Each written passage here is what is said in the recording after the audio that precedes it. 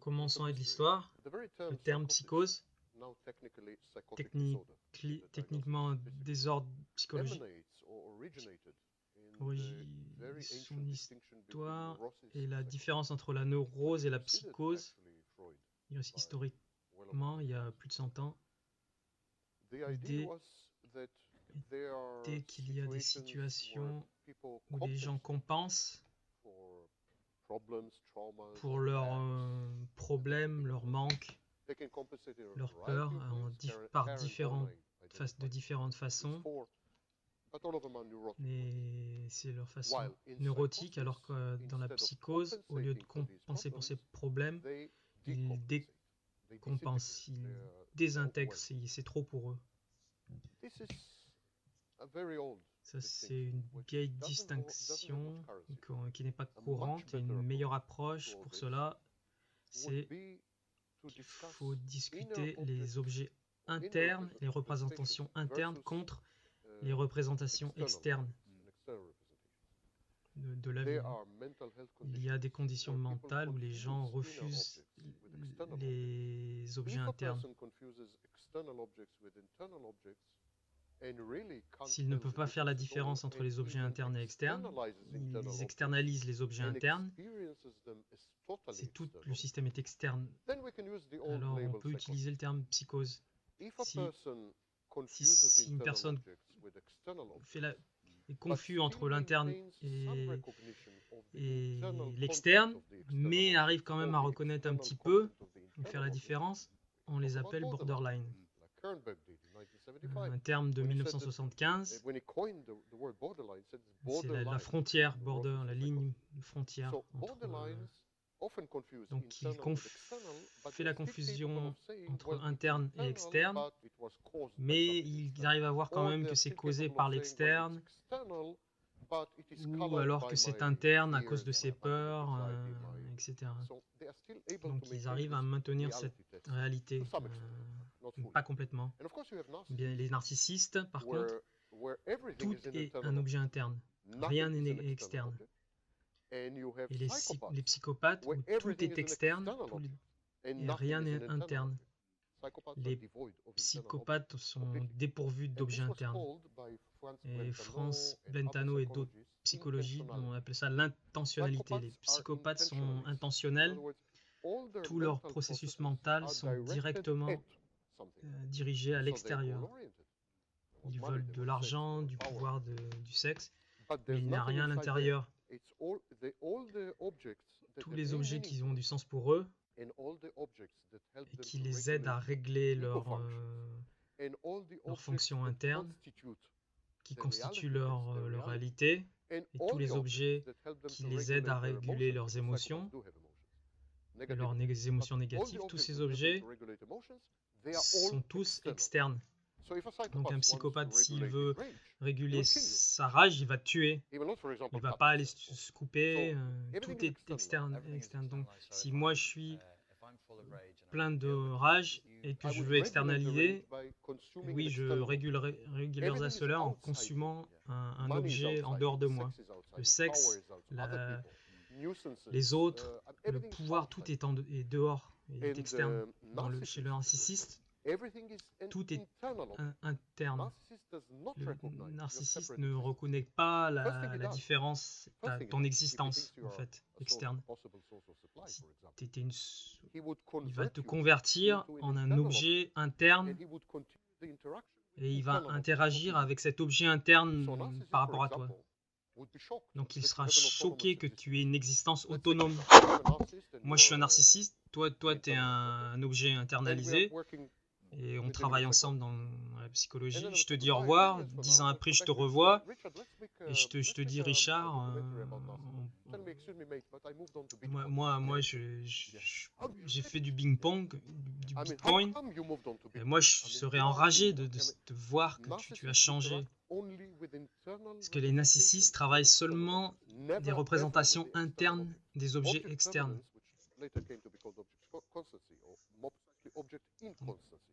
C'est l'inconsistance de l'objet. Les solutions sont différentes, car le narcissiste est toujours interne il utilise son objet interne pour réguler son abandonnement. Donc il te momifie, il te gèle sur place, il te digère, il se fuse avec toi, tu es une extension de lui et il te fixe à l'intérieur de lui comme un objet qui ne change pas, qui ne bouge pas. Alors que le borderline, lui, peut faire la différence, il peut voir que tu es un objet externe. Le narcissiste, lui, c'est te tuer dans la tête, te prendre le corps et le manger. C'est du cannibalisme mental. Le borderline, lui, il va te dire, devenons un.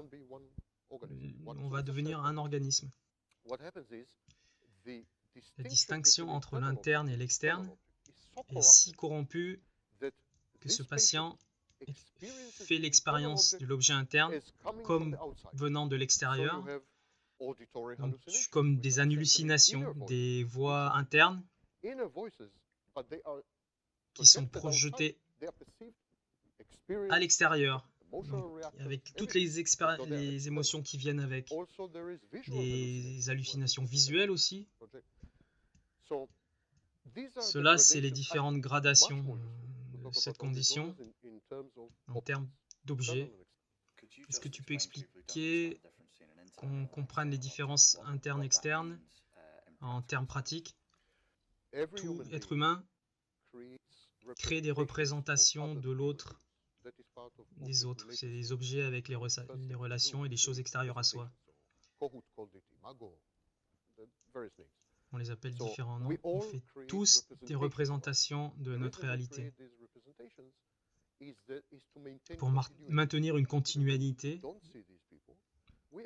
quand on ne voit plus ces gens, on maintient une espèce d'équilibre que quand on les voit, on les revoit plus tard dans le futur, on maintient une espèce de réalité saine.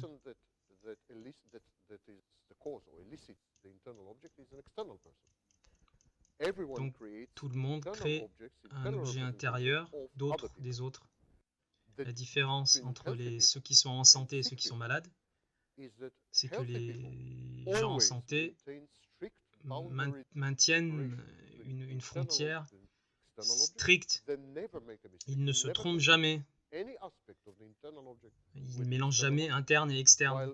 Alors que les gens malades, ou ceux qui ont des problèmes, les borderline, eux, ils ont des problèmes à faire la différence entre identifier les objets internes ou externes. Le psychotique ne peut pas faire la différence. Le narcissiste n'a pas d'objet externe. Le borderline peut dire la différence, mais il en convertit certains et il se merge. C'est la fusion entre les deux. Et le psychopathe, lui, n'a seulement que des objets externes. Ça, c'est des pathologies de la représentation des relations avec les objets. En effet, voilà, c'est comme ça que je le vois. Est-ce que tu as déjà parlé à un client qui est borderline ou un narcissiste inverti ou qui pourrait être schizophrénique? La schizophrénie ou la paranoïa, schizophrénie, c'est dans le spectre des désordres psychotiques, c'est très spécifique, il doit contenir des éléments de paranoïa, des dysfonctions sociales sévères, c'est si précis qu'on ne peut pas vraiment utiliser le mot schizophrénia, mais désordre psychotique. Est-ce que les hallucinations sont communes? Ça dépend de la psychose. En schizophrénie, oui, les illusions sont... Qu'est-ce qu'une hallucination? C'est quand tu fais la confusion entre l'objet interne et externe.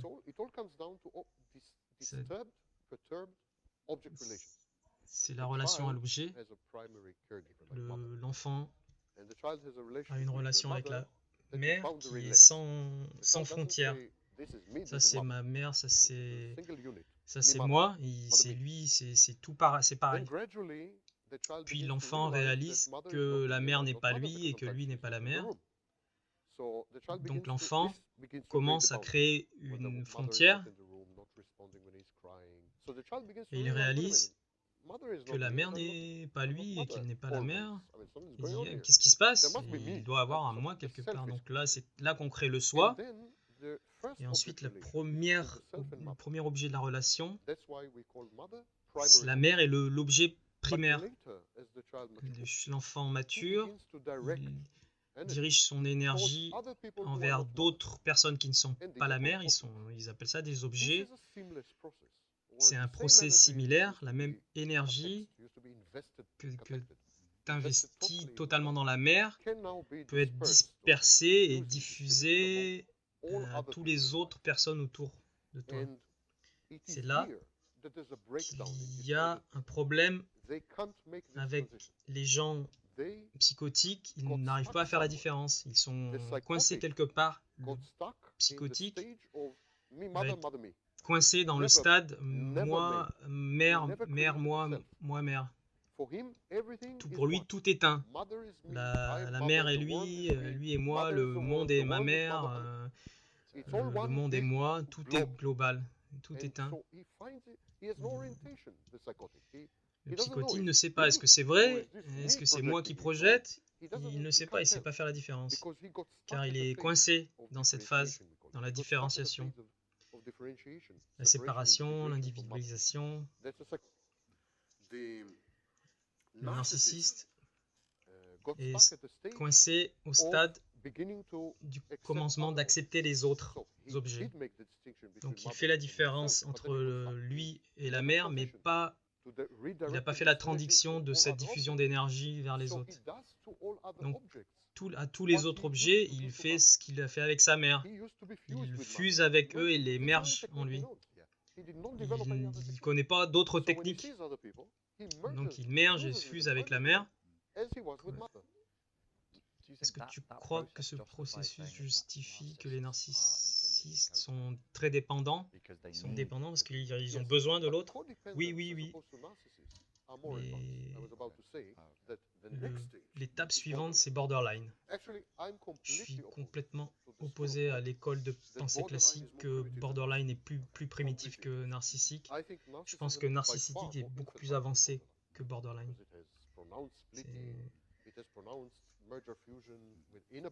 Une inhabilité de faire la différence. C'est beaucoup plus près de la psychose. La next stade, c'est la borderline. Où tu peux reconnaître les autres.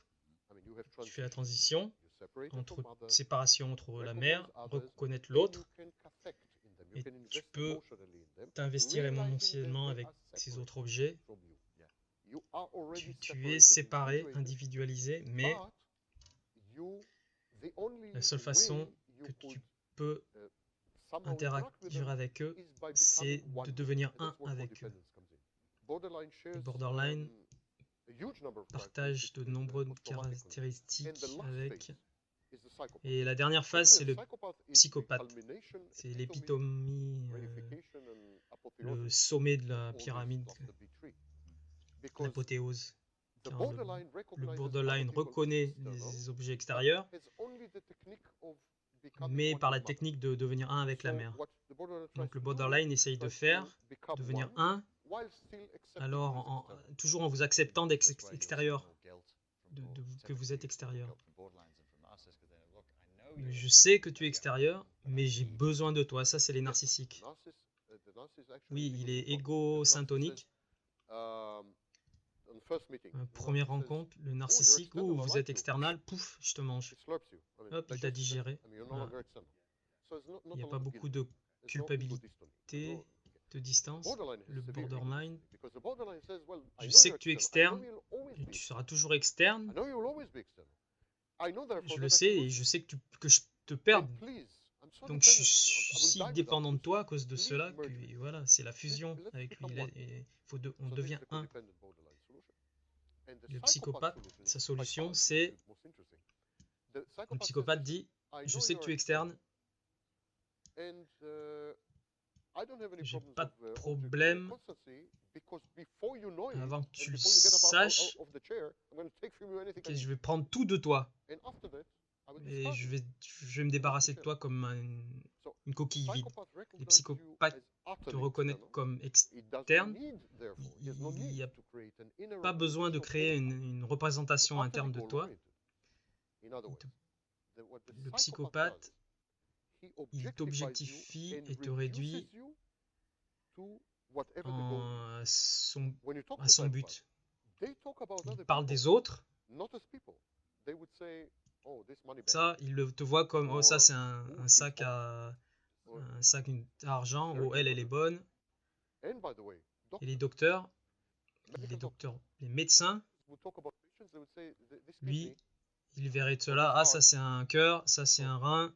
Il t'aperçoit, te considère comme cela. Ça c'est la psychopathie. Et elle est très très forte chez les chirurgiens. Il y a beaucoup de psychopathes chez les chirurgiens. C'est très commun. Donc il y a des professions où il est critique de réduire les objets externes dans l'élément qui est la fonction de l'élément. Si je veux de l'argent de toi, bah tu es un portefeuille, quoi. Si je veux du pouvoir de toi, là, je tire les ficelles, quoi. Je te minimise, je te rends comme une chose petite, un objet que je vais pouvoir utiliser et t'utiliser comme un objet. Et une fois que j'ai plus besoin de toi, je te jette. Et donc il n'y a aucun besoin mental. Ça, c'est le psychopathe. Donc en termes de réponse au trauma, de TSD, post-traumatique,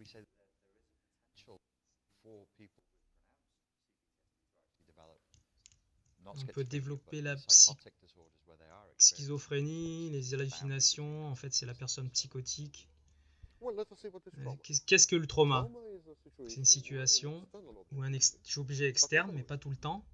Tu peux avoir des objets internes qui créent le trauma, comme si tu es introverti sadistique et qu'il y a une voix à l'intérieur de toi qui est sadique, un super ego, et qui cherche ta destruction, ça pourrait créer le trauma.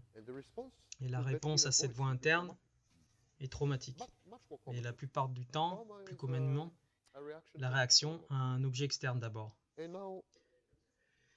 Cet objet externe te fait mal, frustrant, haï, et cherche ta destruction.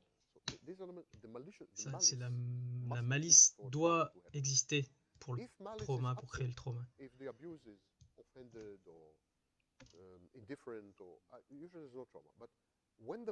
Quand la malice vient avec le mal, donc ça réside dans le trauma, c'est déconnecté avec l'objet duquel on parle. Quelles sont tes options quand un objet externe menace ta vie? Ta première option, c'est de dire que l'objet externe n'existe pas. La fantaisie, c'est un mécanisme de défense. Le rêve fabulé, se raconter des histoires. Qu'est-ce que c'est? C'est la psychose en fait. Quand on dit cet objet n'existe pas, je le substitue avec un objet interne. C'est la psychose. La deuxième option, c'est de dire je vais cannibaliser cet objet externe, je vais être plus fort que lui, je vais le battre, je vais le conquérir, je vais le détruire. Ça, c'est narcissiste. Ça crée un dieu, une espèce de dieu entité, omnipotent, omniscient, qui peut régler ce problème et ne pas avoir peur, quoi. Bien sûr, il y a un prix à payer. Tu dois te sacrifier à ce dieu comme Moloch. Tu dois sacrifier ton vrai soi.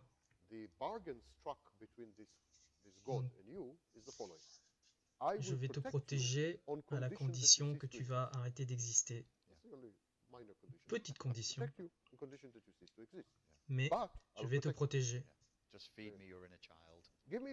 Donne-moi tout en toi et je te protégerai. Je deviendrai toi.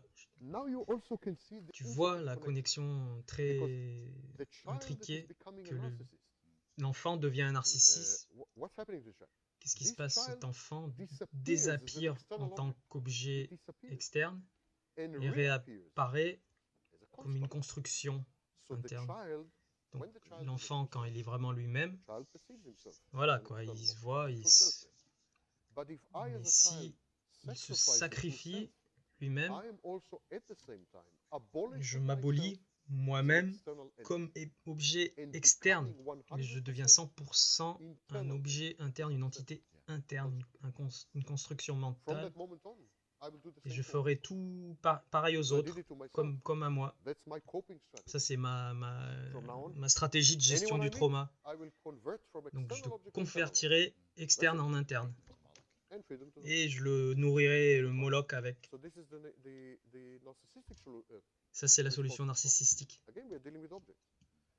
La réponse borderline au trauma, à l'objet qui menace, externe.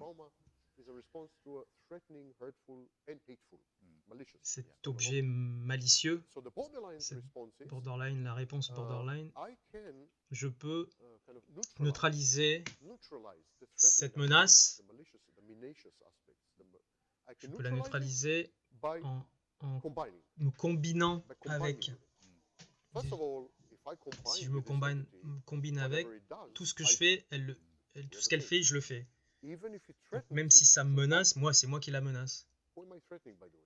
Donc je me menace moi-même. C'est là que tu deviens borderline. Une fois que la fusion se passe, ça internalise cette dissonance. L'objet externe,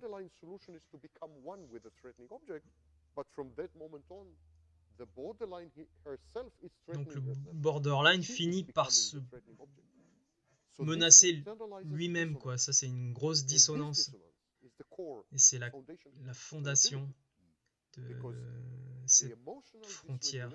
La régulation émotionnelle est le reflet du fait que c'est une combinaison entre un objet menaçant et un objet enfantin menaçant. La solution, je deviens un avec mon ennemi, et comme ça je neutralise la menace.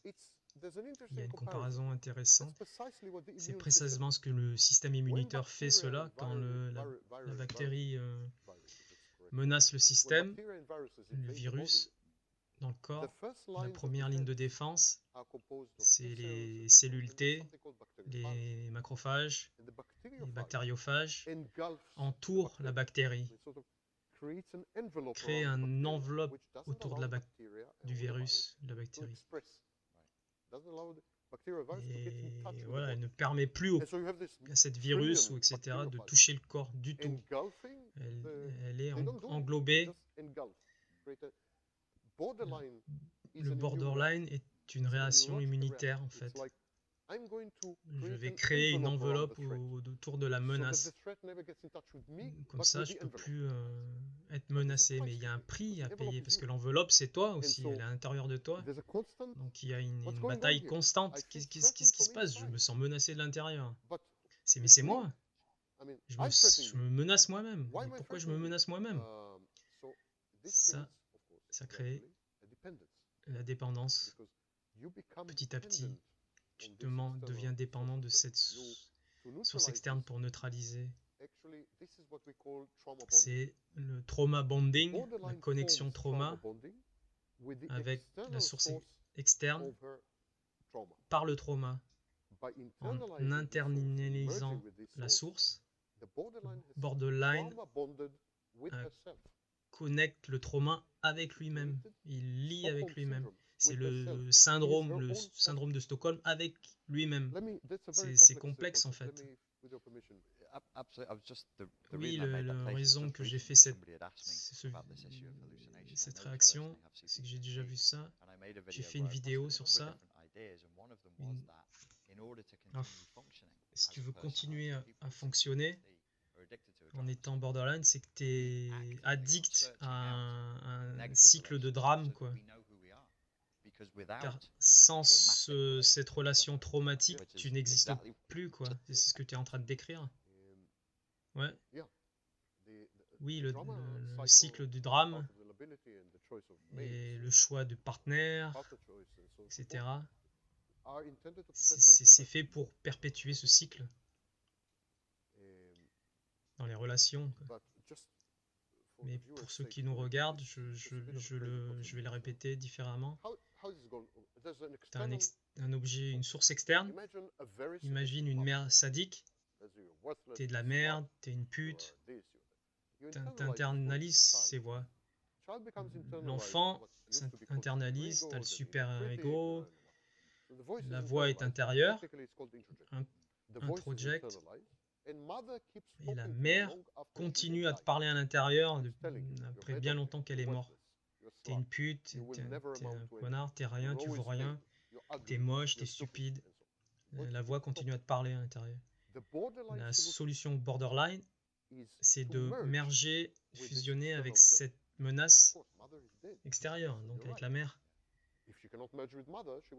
Donc si elle ne peut pas merger avec la mère, elle va chercher un nouvel objet, quoi. C'est pour ça que tous les borderline finissent avec des narcissiques ou des psychopathes qui les abusent, quoi. C'est un substitut pour de la personne originelle malicieuse, comme la mère. Donc un autre borderline arrive dans cette source externale, originellement la mère. Faisons un, devenons un. Mais qu'est-ce que ça veut dire, devenir un? Donc je reconnais ce que je vois. Je te reconnais. C'est pas possible de devenir un. Tu viens à ta mère et tu dis à ta mère, je suis d'accord avec toi, je suis con, je suis une pute, je ne vois rien. Ce qui veut dire le vide du borderline. Car le borderline adopte activement ce point de vue de cette source, de cette menace, de cette source extérieure. Il adopte cette vue sur lui-même. Voilà, j'accepte ce que tu dis, je ne vois rien. Mais est-ce que pour faire la paix, je suis d'accord avec toi, alors soyons un. Tu me donnes ton amour maternel, de la chaleur, de la sécurité, avec ta présence, tu me donnes ta présence. Et en retour, j'accepte ce que tu dis, j'accepte ce que tu dis de moi, comment tu me juges. Ça veut dire quoi? Ça veut dire, c'est pas un processus reality, c'est pas le borderline qui va voir la mère. C'est le borderline c'est un accord, pas avec la mère, mais avec l'introjection de la mère en lui et pas externellement. Donc le borderline passe un accord avec sa construction interne. Qu'est-ce qui se passe? Soudainement, à l'intérieur de toi, tu as une construction, tu vaux rien, etc. Et cela crée une dissonance en toi. Personne ne veut valoir de la merde, quoi. Donc il y a de la dissonance en toi. Et quand on a une situation où on est attaché émotionnellement à un abuseur, et que cet attachement est compulsif, excessif, on appelle ça trauma bonding, donc le lien traumatique. Le borderline est lié traumatiquement avec son objet interne et pas avec les gens à l'extérieur. C'est pour cela qu'il est presque impossible de casser cela. L'erreur dans tous les textes psychologiques classiques, tout ce que je lis, c'est de dire Le borderline crée le lien traumatique avec sa personne, il se fait abuser, etc. C'est pas vrai. C'est pas vrai. Si c'était vrai, ce serait facile de casser le lien. Mais là, tu peux pas parce que le source de ce trauma est à l'intérieur. Elle s'est liée internalement avec cette voix critique et cette construction. Donc, ce qu'elle fait, c'est qu'elle remplace, elle substitue un abuseur après l'abuseur, l'un après l'autre. Parce qu'elle a cette distinction avec l'externe et l'interne, l'objet, borderline, mais elle a toujours besoin d'objets externes pour interagir avec et se mélanger avec sa construction interne. Donc s'il y a un conflit interne, elle est liée traumatiquement à l'intérieur, elle est prise en otage par l'introjection interne. C'est le syndrome de Stockholm internalement. Mais parce qu'elle maintient une réalité interne-externe, afin de croire qu'elle n'est pas folle, elle cherche les objets externes pour confirmer ce problème interne.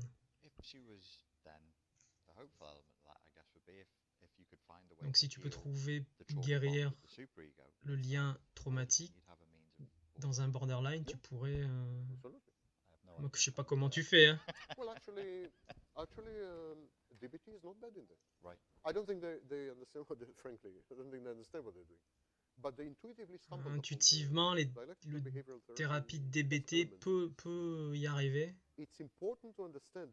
Si on adopte cette vue, moi ce que je propose, c'est une extension de la théorie de la relation aux objets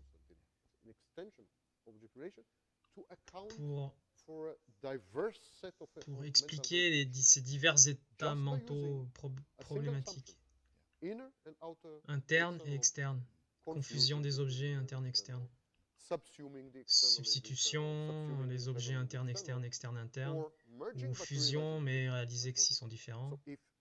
Si tu utilises le principe unique en science, on dit que le moins de présomption tu as dans une théorie, le plus juste tu vas être. Donc oui, si on guérit cette relation dysfonctionnelle entre l'objet interne du borderline et cette dissonance, on peut alors guérir le borderline.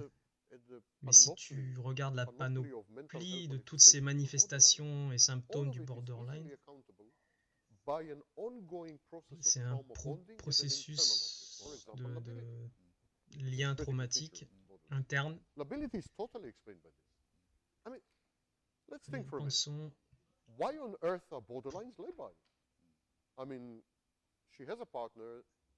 Pourquoi le borderline? Elle a un partenaire qui l'abuse ou pas. Disons, prenons l'exemple où il y a une bonne relation.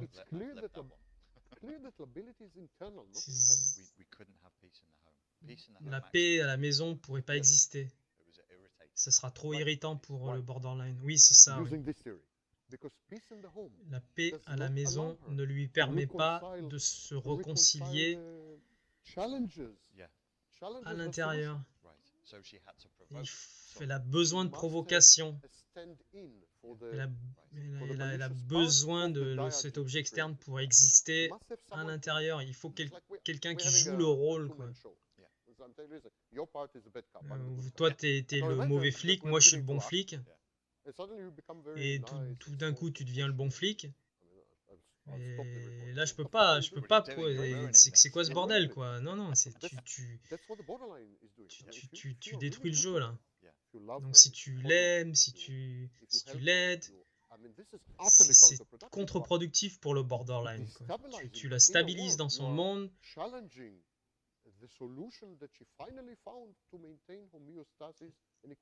Tu mets en porte-à-faux sa solution, sa gestion de trauma, quoi.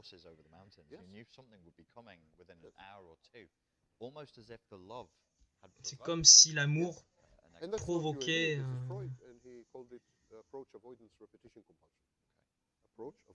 l'approche, l'évitement, compulsion.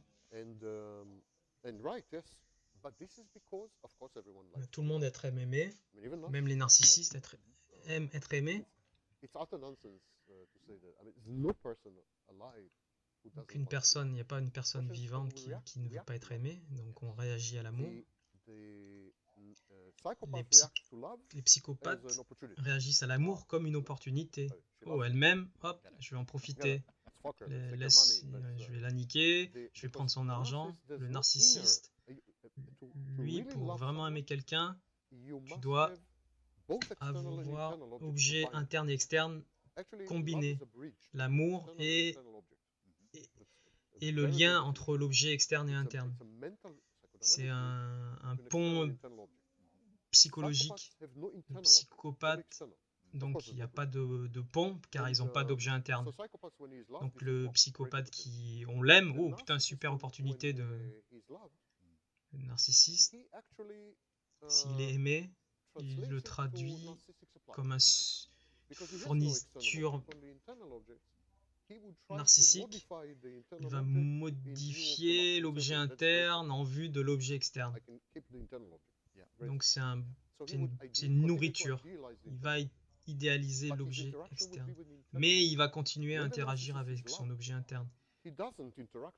Mais si c'est vraiment de l'amour, non, il va pas agir. Il prend l'objet interne, il vient à l'intérieur et il fusionne avec cette énergie d'amour externe. Et il continue d'idéaliser cet objet internalement. Rien, pas avec externe, quoi. Le psychotique, quand il est aimé,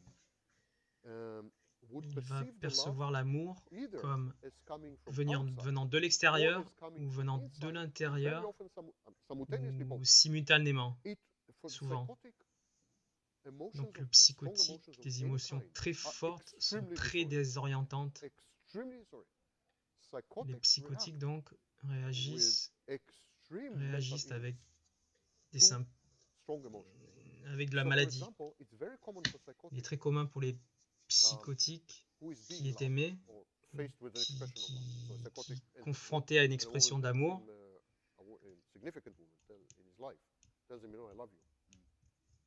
Ce psychotique va rentrer en catatonie, quoi. Il va se geler parce qu'il ne sait pas quoi faire avec.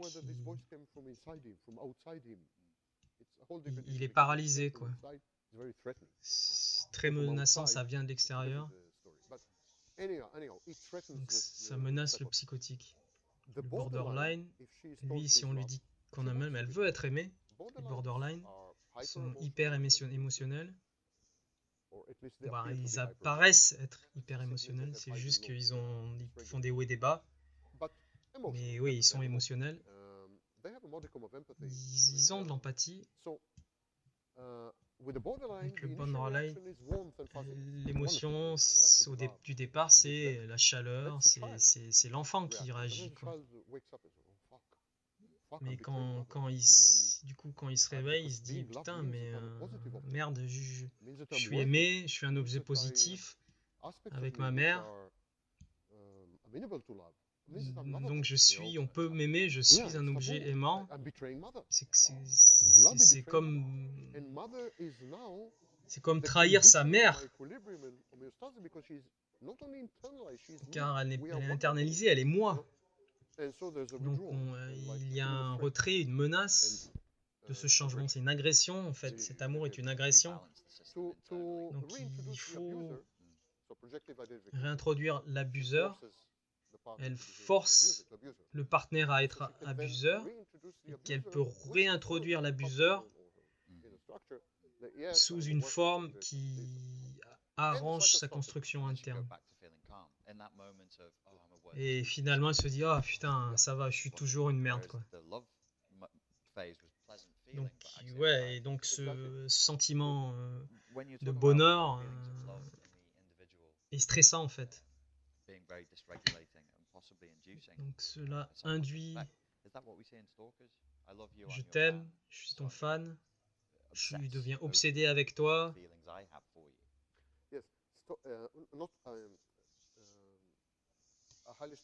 Ouais, les stalkers, ceux qui harcèlent les harceleurs, c'est...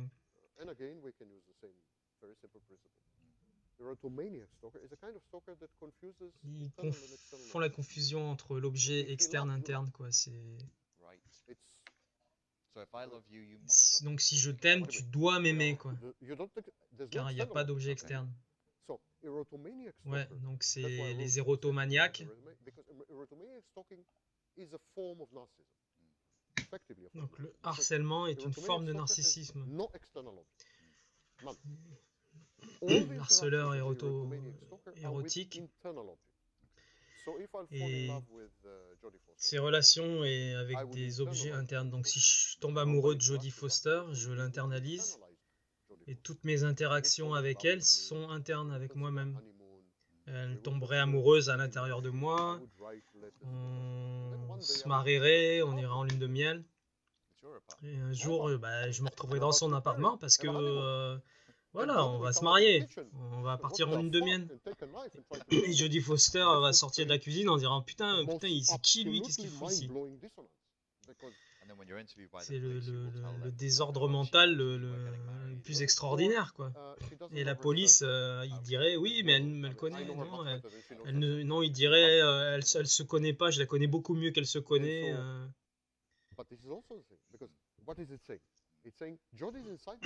Qu'est-ce qui... C'est l'insanité. Elle est à l'intérieur de moi. Si tu veux connaître Jodie Foster, parle à moi, demande-moi. Moi, je la connais par cœur. S'il y a quelqu'un qui la connaît, c'est moi, quoi. Car je la connais intimement. Donc on arrive au problème de l'intimité. C'est un conundrum très sérieux. Les gens, les professionnels inclus, ils font la confusion entre l'intimité et tout ce dont on a parlé, le lien traumatique, etc. Les érotomaniaques, harceleurs, ont une intimité immédiate avec l'objet interne, parce que c'est interne. Les narcissistes ont une intimité totale avec leur objet interne.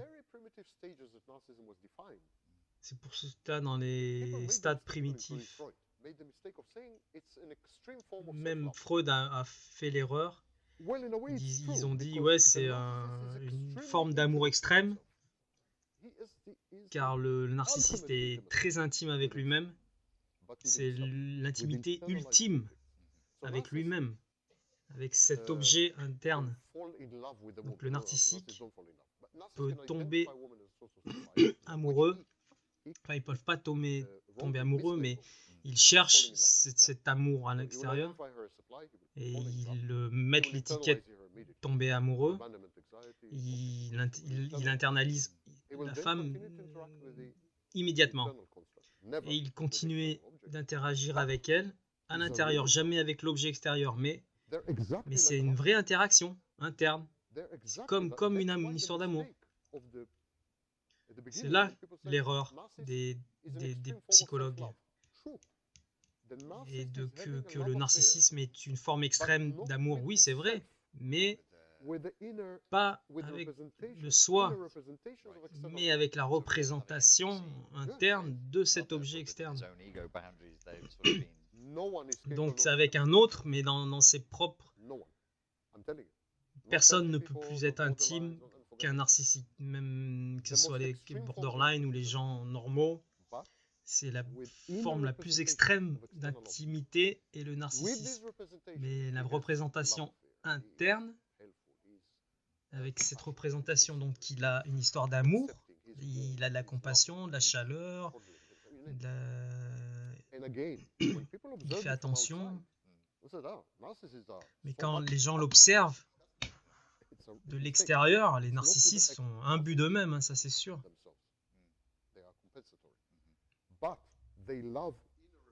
Ils sont compulsifs, ils adorent, ils aiment l'interaction avec leur objet interne. Donc qu'est-ce que l'intimité? Intuitivement, on pense que l'intimité ne peut se passer qu'entre deux objets externes. Et moi, je suis un objet externe à l'autre et l'autre à moi. Et l'intimité, en fait, chez les gens, se passe au niveau interne. Même chez les gens normaux. Ouais, même chez les gens normaux. La plupart du temps, l'intimité se passe au niveau interne, intérieur. Pour comprendre cela plus complètement, il faut redéfinir l'intimacy. Est-ce qu'on a assez de temps? Oui, mais il faut que je te pose une question d'abord. Non, tu parlais du mariage? Non, c'est moi qui parle du mariage. Oh, putain, je suis confus. Ouais, t'es borderline. L'amour est un pont entre les objets internes et externes, mais le mariage est la relation sur le long terme. Et ce pont, qui est très fort, qui est en relation avec cette intimité interne, dans le mariage sur le long terme, il y a un processus intéressant où initialement, il y a l'amour, il y a différentes phases. La limérance, c'est le premier stade. La limérance. C'est quoi limérance? L-I-M-E-R-A-N-C-E, il me semble. Ça, c'est le premier stade. Dans la littérature psychologique, terme psychologique, il y a 3 phases. Limérance, deuxième phase. L'interface entre dans la limérance et les phéromones, la phase hormonale. La deuxième phase, c'est le pont. Et la troisième phase, c'est fascinant. Ce qui se passe, c'est qu'on commence à confondre l'external, l'internal et le pont. Donc, on devient un peu désordre psychotique. On perd la réalité entre l'objet externe et notre internalisation de l'objet externe. Donc, le pont est plus vers l'autre, plus vers nous, ou totalement moi, totalement vers l'autre. Donc, il y a une confusion. Et ça, la clé, c'est le pont. On n'est plus clair si le pont est à l'intérieur ou à l'extérieur. Et conséquemment, si le pont est à l'intérieur, il mène à un objet intérieur. Si l'extérieur, il emmène vers un objet extérieur. Si je suis confus sur le pont, je suis confus entre l'intérieur et l'extérieur. C'est précisément ce que la littérature moderne sur l'amour considère cela comme un problème mental. Et c'est un problème mental. Psychodynamiquement, l'amour est psychopathique. Et il y a une confusion entre l'externe et l'interne. L'intérieur et l'extérieur. Je dirais même que si on était ouvert sur cela, il pourrait considérer l'amour comme un désordre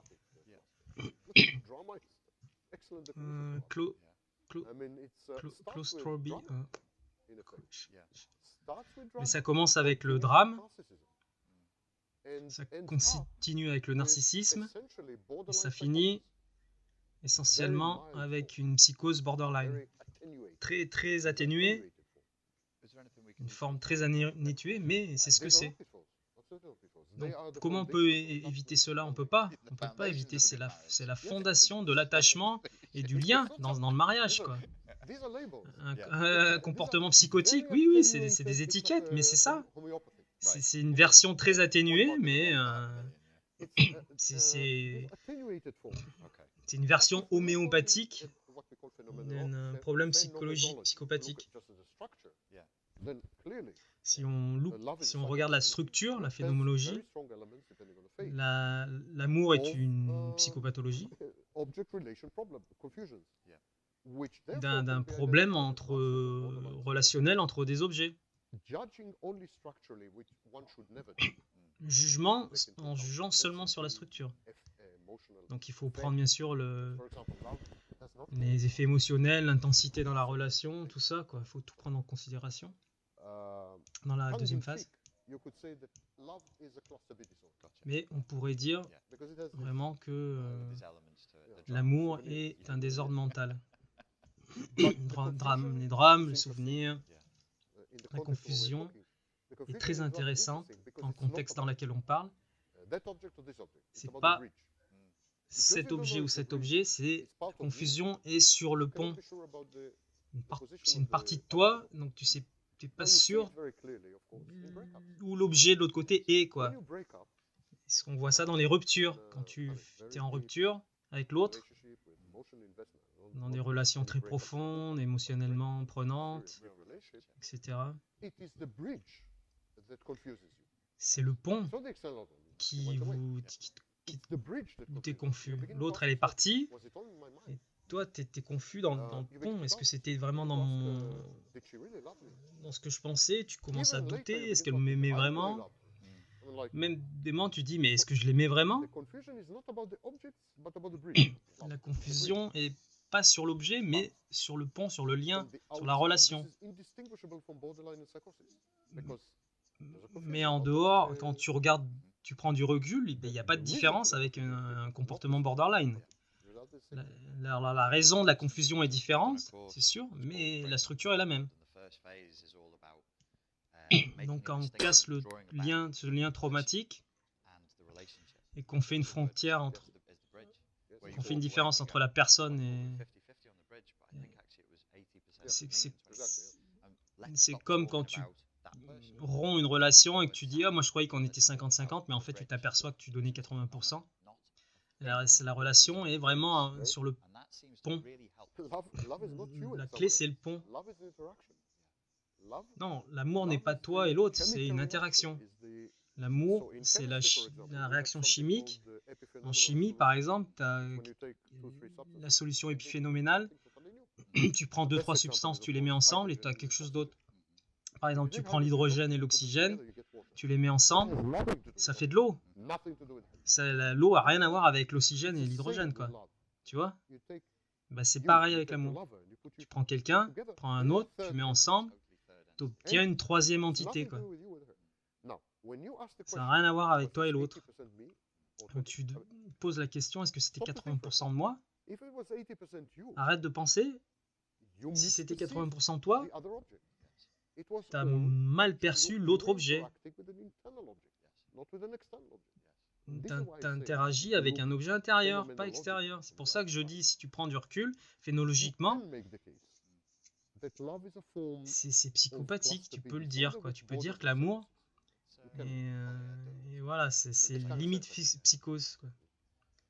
By the way, we use shared psychosis all the time. It's my coinage, actually. The correct form is shared psychotic disorder. I don't want to mislead la forme correcte. Le terme correct, c'est... The bridge over troubled water. I mean... Is there a chance, do you think, for long-term relationships? Est-ce qu'il y a une chance pour qu'il puisse avoir des mariages sur le long terme, quoi, normaux, avec une vision réalistique du pont? Moi, je le pense en termes socioculturels. Donc, je te remercie de me poser toutes ces questions. C'est vraiment, ça me permet de répondre. Les conditions mentales. Alors, je sais que tu parles beaucoup de tous ces sujets dans tes vidéos. Donc, je te remercie de me faire confiance. Je pense que c'est un problème socioculturel et qu'on doit répondre dans ces termes. Le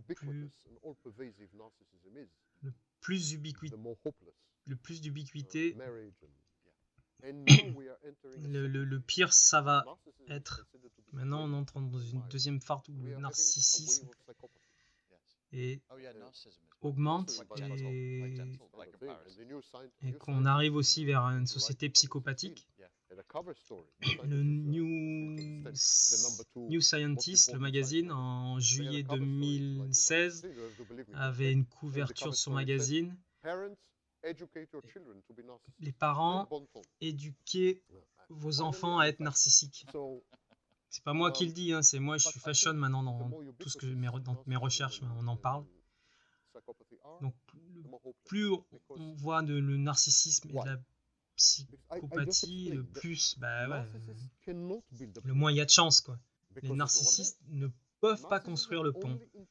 car ils ont seulement des objets internes. Ils peuvent pas construire un pont avec l'extérieur. Donc le mariage, l'amour, tout ça, les psychopathes ne peuvent pas construire un pont, car ils n'ont pas d'objet interne. Ils attaquent comme avec des armes nucléaires, et ils prennent le pouvoir. Là. Il n'y a aucune possibilité de pont avec ces deux, avec le narcissisme et la psychopathie. Il n'y a pas de pilier. Voilà, les pillars en anglais, quoi. Je pense que c'est un mec français qui leur a dit. Tu peux pas construire un pont avec deux piliers, sans deux piliers. Donc les narcissiques sont un des côtés du pilier et les psychopathes sont de l'autre côté du pilier.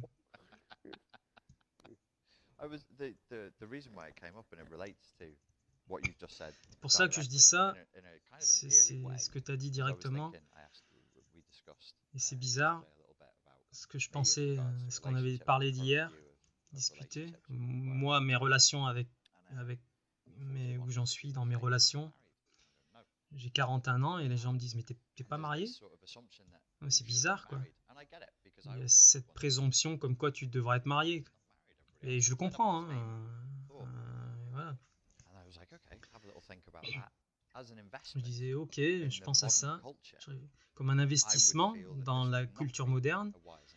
Moi, je pense que ce serait pas très sage, tu vois, d'être marié, quoi. Parce que je donne 100% de ce que j'ai. Qu'est-ce que je peux attendre de l'autre, quoi? Si je donne 100% dans cette société moderne, quoi. Ça marche pas. C'est pas possible, c'est stupide. Ouais. Si je regarde les autres dans ma tranche d'âge, tu vois, je regarde à leur comportement, et si on me demande d'investir 100%, et l'autre va te donner peut-être 60%, un autre 60, ouais, c'est pas mal, hein. Et les statistiques, hein, tu vois, il y a des sites internet qui sont dédiés seulement à tromper son partenaire, quoi. C'est une industrie qui a des millions de dollars, quoi. Ça renverse les idées. Pourquoi tu te maries? C'est un pauvre choix au niveau business, émotionnellement, etc., quoi. Donc la notion du pont et de l'investissement, ça marche très très bien. Quelles sont les proportions dans la relation?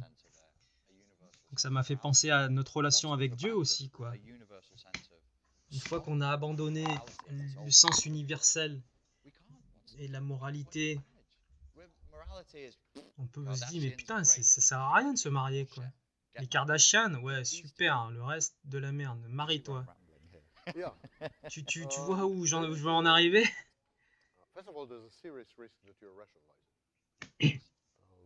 Donc tu rationalises là, ça c'est un sérieux cas de rationalisation.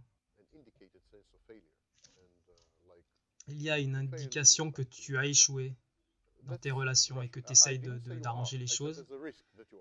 Alors j'ai pas dit que c'était vrai, hein. J'ai dit qu'il y a un risque. Mais parlons rationnellement, qu'est-ce que... C'est soit tu te maries pas, soit tu redéfinis ce qu'est le mariage. Tu redéfinis le mariage. Tu as beaucoup d'expérimentation dans les nouvelles formes de mariage, les mariages ouverts,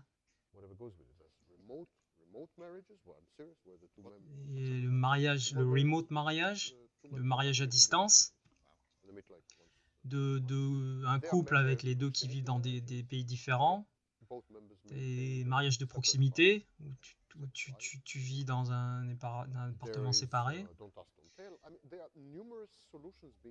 Tu as le mariage, me pose pas de questions. Il y a différentes solutions qui sont développées dans différents types de mariages dans notre société moderne. Toi, tu fais la confusion entre la monogamie et l'exclusivité sexuelle. Tu fais la confusion entre les deux. Et tu fais la confusion avec le mariage aussi, quoi.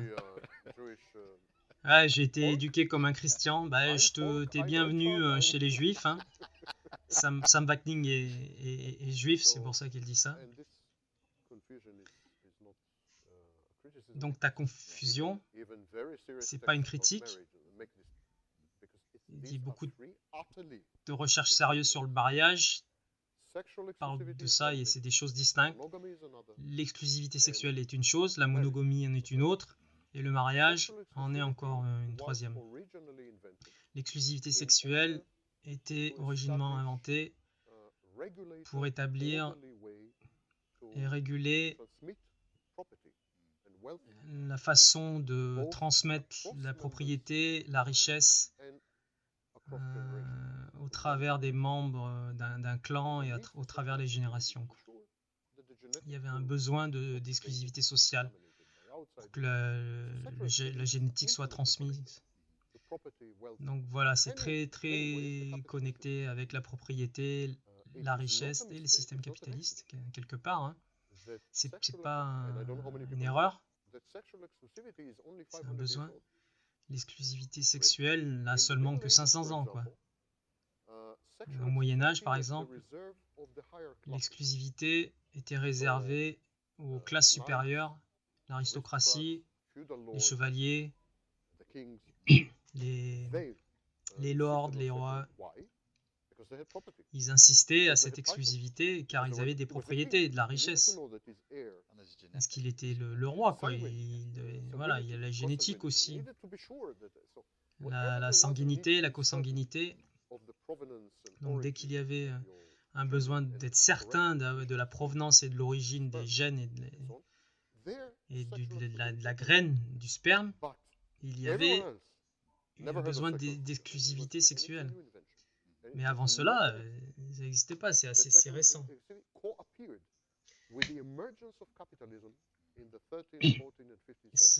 Elle est co-apparue aussi avec le capitalisme au XIIIe, XIVe siècle. Un capitalisme a apparu dans les États baltiques, la Ligue hanséatique, puis en Hollande, en Allemagne. La polygamie était normale. Il n'y a même pas 100 ans, quoi.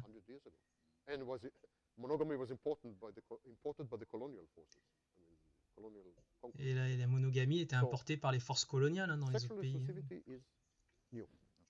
Donc l'exclusivité sexuelle, c'est nouveau.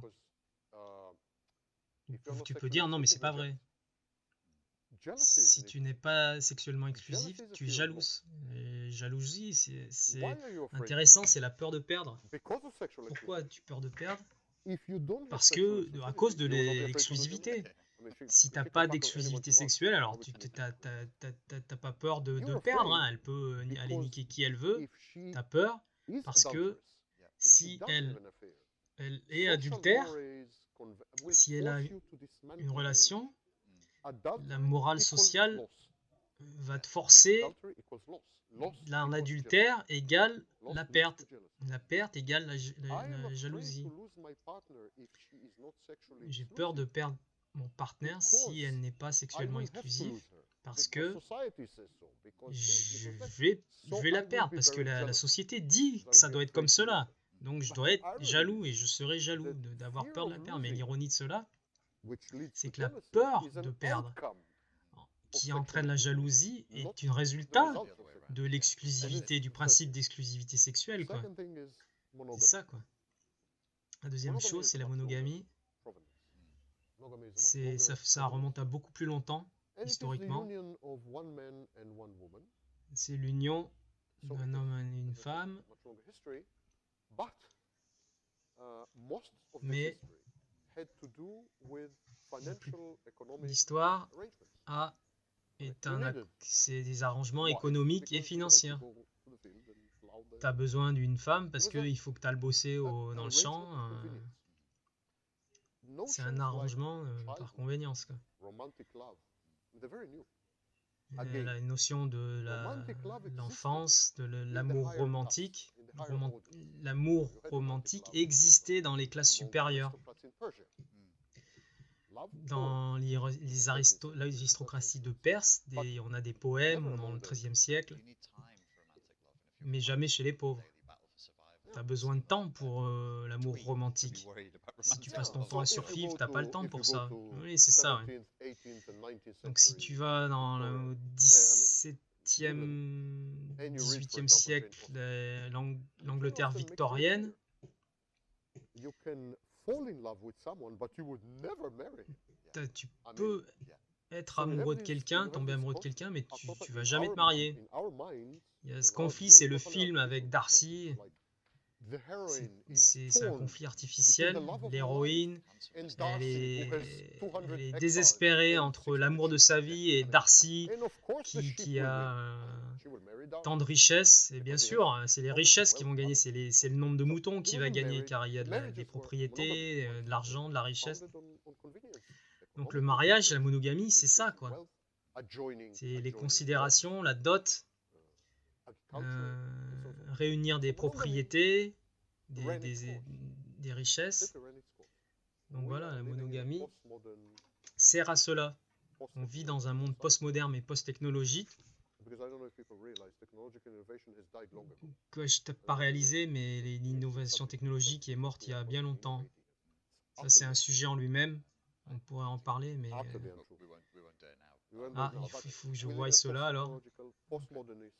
Et on vit dans un monde post-technologique où la monogamie est très contre-productif, en fait. Donc ça ne survivra pas. D'ailleurs, ça ne survit pas. 50-60% des hommes trichent. Moi, j'ai pas besoin de l'exclusivité sexuelle. Pour moi, c'est pas important, quoi. Il faut un équilibre. On en revient au mariage. Tu as un conflit entre l'exclusivité et le mariage. La monogamie, c'est historique, un arrangement historique, spécifiquement dans le temps. C'est une super invention. Maintenant, c'est contre-productif. C'est contre-productif parce que ça entraîne à la mauvaise allocation des différentes richesses économiques, les restrictions de la communication, des échanges d'informations. Donc c'est mauvais pour le business, c'est mauvais pour les émotions. Donc je pense pas que dans les 50 ans qui arrivent, on n'aura plus de monogamie, ça sera plus possible. Mais ce que tu dis, c'est le mariage. Qu'est-ce qu'est le mariage? C'était le contrat, un contrat qui codifiait les conventions sociales et pratiques entre les gens. Tu peux avoir un contrat de mariage qui est monogame, tu peux avoir un contrat de mariage qui est polygame, tu peux en avoir un qui est mariage ouvert. Le contrat de mariage est voilà, comme tu le décides, quoi. Pourquoi se marie-t-on? On s'en fout sans le contenu, c'est principalement pour avoir un compagnon de vie, quoi. C'est ça, ultimement, le mariage, c'est ça. Donc, je pense, dans ton cas spécifique, comme tu as dit, je pense que tu commets un péché narcissique en pensant comme cela. Je donne 100%, on me redonne en retour 60%. Tu fais échouer ton partenaire si tu donnes 100%. Si tu donnes 100%, c'est assuré d'emmener ton partenaire à la rupture, quoi. C'est inhumain, c'est narcissique. Narcissique, c'est 100% omniscient, omniprésent. C'est vrai dans mon cas.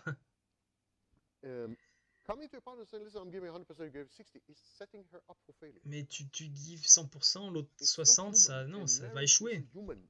C'est pas humain. Et le mariage est humain, beaucoup plus que la monogamie, quoi. La monogamie, c'est je te donne 100% de moi-même et seulement à toi. Et l'exclusivité sexuelle, c'est je te donne 100% de mes parties sexuelles. Voilà. Ça entraîne ton partenaire. Il peut niquer d'autres personnes. C'est pas il peut souhaiter avoir d'autres relations, d'autres arrangements, quoi. tout 100%, c'est pas humain, c'est Dieu. Rends à Dieu ce qui appartient à Dieu et à Vaknin ce qui appartient à Vaknin et vous pouvez partager ce qui reste. Moi, je pense, si tu redéfinis ton attente du mariage et que tu réalises que c'est de la partenariat, laisse vivre l'autre, donne ce que tu peux, et des fois 60, des fois 40, des fois 80. Si tu deviens moins idéalistique, le problème c'est comme tu le décris, toi, c'est très idéaliste. C'est une vue irréelle du processus de mariage. Hein. Excuse-moi de te dire ça, mais c'est mon plaisir de me foutre de ta gueule. Et en plus, c'est filmé. Donc, ça augmente encore plus ton problème. Non, je veux pas être comme ces mecs qui disent qu'ils se plaignent, mais moi j'ai été éduqué comme ça, on m'a conditionné comme ça, d'être un mec et de donner 100% dans ma relation. Alors peut-être que c'est un truc british, mais moi j'ai été éduqué comme ça, quoi. Ouais, bah oui, spécifiquement dans les relations romantiques.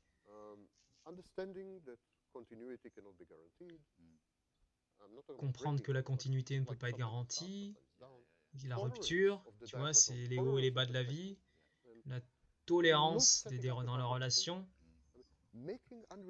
et qu'il ne faut pas faire échouer ton partenaire. C'est ce qu'on a fait avec Dieu aussi. Oui, c'est ce qu'on a fait avec Dieu aussi. Le truc, quand tu es là comme ça, ton choix de partenaire intime va être très sévèrement affecté, car tu vas aller choisir et sélectionner un partenaire où tu vas pouvoir donner 100%. Donc si tu es investi émotionnellement complètement en donnant 100% de toi-même, tu vas chercher quelqu'un qui mal fonctionne, quoi, à qui tu peux donner 100%, même pas 10%. Tu vas chercher quelqu'un qui a des problèmes, qui est mentalement pas stable, quoi. Donc tu vas aller les choisir. Si tu choisis un partenaire qui est équilibré, qui a sa vie, elle n'a pas besoin de tes 100%. Merci. Donc l'approche est neurotique. Ouais. Tu cherches à ce qu'on ait besoin de toi. Tu cherches quelqu'un à qui tu peux donner 100%. Donc tu cherches quelqu'un qui a 0, quoi. Donc la totalité est 100% du couple. La totalité du couple. Les deux membres, c'est 100%. Donc c'est 50-50, c'est super. Donc si tu donnes 100%, l'autre doit être 0, quoi. Potentiellement, ce que tu dis, c'est révolutionnaire pour moi et pour beaucoup de mecs comme moi aussi, c'est un gros problème. On est conditionné au mariage comme cela. C'est une idéalisation de la chrétienté aussi. Et je sais pas si beaucoup pourront l'entendre, hein, d'ailleurs, hein, ce que tu dis. Ça peut être vraiment une idée révolutionnaire, ça. Je peux te dire simplement, dans un mariage, il n'y a que 100%, jamais 200. Alors tu peux diviser comme tu veux, 50-50, mais tu peux aussi être 100 et 0. Alors tu vas choisir quelqu'un qui a 0 à offrir, rien, parce que elle est mentalement, elle est instable, elle est borderline, elle triche, elle te torture. Si tu veux choisir ce moi qui a un 0, que toi tu puisses être 100%, donc ça c'est narcissique. C'est narcissique, que tu peux te gratifier toi-même. Ce sens de je donne 100%, c'est rien de personnel, hein. Mais donner 100%, c'est être 100%. Seulement lui peut donner 100%, tu vois, c'est narcissique. Moi, si je dis je suis 30%, je pourrais jamais penser que je peux donner 100. Je pourrais aller faire un effort et donner 40. Mais pour donner 100, je dois me sentir 100. Donc, c'est un petit peu comme se sentir comme Dieu, quoi, de pouvoir donner tout, quoi, tu vois. Ce que je dis, c'est encore plus profond. Tu vas faire échouer ton partenaire. Si par chance, tu choisis une 50% équilibrée, en santé, tu vas pas lui permettre de donner quoi que ce soit. Tu vas l'oppresser, l'étouffer avec tes 100%. Donc elle ne pourra jamais être équilibrée dans la relation. Activement, tu vas la pousser à zéro. Tu vas la rabaisser, tu vas l'étouffer. Car tu as besoin d'être 100%. Et sinon, si tu n'es pas 100%, tu as un déséquilibre de ton ego, tu sens que tu échoues. Et si tu es 100%, par contre, tu te sens bien. Donc émotionnellement, tu fais du chantage à l'autre. Mais l'autre, bah non, l'autre, elle a sa vie, quoi. Tu vois, non, tu lui demandes d'être malade, en fait. Tu vois, j'ai besoin de demander. Peux-tu le prendre? C'est là que les gens font la grave erreur de faire la confusion entre l'altruisme et la défense narcissiste. D'insister de donner 100%, c'est l'exact opposé de l'altruisme. C'est la gratification narcissiste, pas l'altruisme. Deviens 100% dépendant de moi, tu vois. Ça, c'est pas l'altruisme. L'altruisme, c'est je sais que tu as 50 et laisse-moi t'aider à aller vers 60. Je sais que tu peux devenir 50, laisse-moi t'aider, quoi, tu vois. Est-ce qu'il y a un moyen pour que je puisse t'aider? C'est pas donner, c'est laisser l'autre croître. C'est la pyramide d'Abraham Maslow, self-actualisation, quoi. L'actualisation de soi. Si on te donne 100%, l'autre n'a pas besoin de s'actualiser, s'auto-actualiser, quoi. Donc si elle t'aime vraiment, elle va abandonner.